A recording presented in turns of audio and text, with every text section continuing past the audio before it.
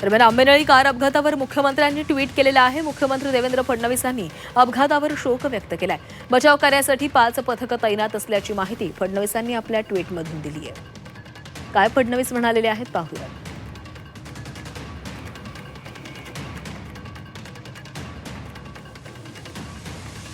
आंबेनळी घाटात झालेल्या अपघातामध्ये 8 जणांचा मृत्यू झाल्याची घटना अतिशय दुःखद आहे. मी त्यांना भावपूर्ण श्रद्धांजली अर्पण करतो. त्यांच्या कुटुंबियांच्या दुःखात आम्ही सहभागी आहोत. जिल्हा प्रशासनानं तातडीनं मदत आणि बचाव कार्य प्रारंभ केलेलं आहे. प्रत्येकी 7 जणांची 5 पथकं तयार केलेली आहेत. मृतदेह बाहेर काढण्याचं काम युद्धपातळीवर सुरू आहे.